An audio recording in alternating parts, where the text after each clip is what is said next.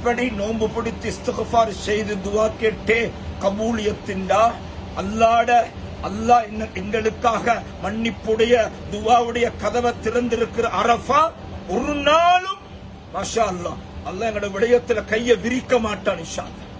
நாங்க உறுதியோடு பலர்களும் எங்களுக்கிட்ட துவா கேட்கும்படி சொல்லி இருப்பார்கள். மாஷா அல்லாஹ் அவர்கள் எல்லாரும் எதிர்பார்த்து கொண்டிருப்பார்கள். நான் என்ற விடயத்தை நான் சொல்லி அனுப்பியிருக்கிறேன். அவர்கள் அரஃபாட தினத்தில் எனக்கு துவா செய்வார்கள்.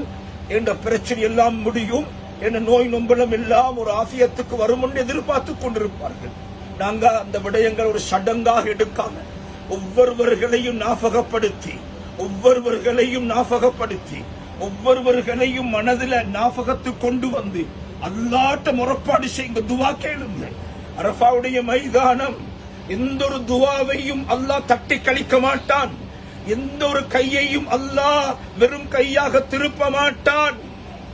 துவா கேளுங்க இன்ஷா அல்லாஹ். கண்ணியமானவர்களே, எப்பயும் உலகத்துடைய விடயங்களை கேட்கும் பொழுதே நான் சொல்றேன், தீன அல்லாஹ்வுடைய சந்தோஷத்தை, அல்லாஹ்வுடைய திருப்திய, அல்லாஹ்வுக்கு பொருத்தமான வழி எனக்கு உண்டாகணும் என்று துனியாவை கேளுங்க, ஆஃபியத்தை கேளுங்க. யார் யாரெல்லாம் துவா கேட்க சொன்னார்கள் அவர்களுக்காக கேளுங்க. விசேஷமாக உங்களோட தாய் தகப்பனுக்காக கேளுங்க, பிள்ளைகளுக்காக கேளுங்க, நோய் நொம்பலம் ஆஃபியத்துக்கு கேளுங்க. விசேஷமாக எங்களோட ஊர் மக்களுக்காக கேளுங்க, ஊருக்காக கேளுங்க, நாட்டுக்காக கேளுங்க. கண்ணியமானவர்களே, இரண்டாவது பகுதி தான் வஃபில் ஆகிரத்தி ஹசனா. அல்லாஹ் எனக்கு ஆகிரத்தில் ஹசனா வந்தா. இந்த துவாவை விசேஷமாக கேளுங்க. என்ன மௌத் அழகான மௌத்தாகவே அல்லாஹ் என்ன உங்களோட எல்லாருடைய மௌத்தையும் அழகாக்கி வைப்பான. கேவலம் இல்லாத கண்ணியமான முறையில் மௌத்தாகும். இதுதான் வஃபில் ஆகிரத்தி ஹசனா. ஆகிரத்தில் ஹசனாவை தாண்டா என்ற மௌத்து கண்ணியமான முறையில் மௌத்தாகுது.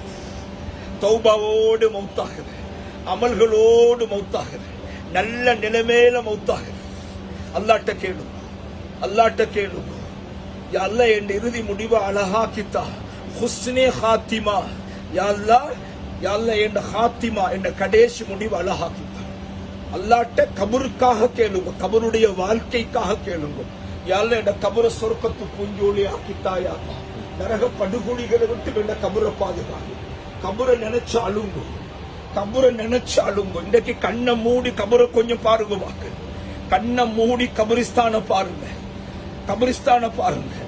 எல்லாரும் என்ன அடக்கம் செய்து விட்டு போய் விடுவார்கள். நான் மட்டும் இருட்டு அறைக்குள்ள எனக்கு பக்கத்துல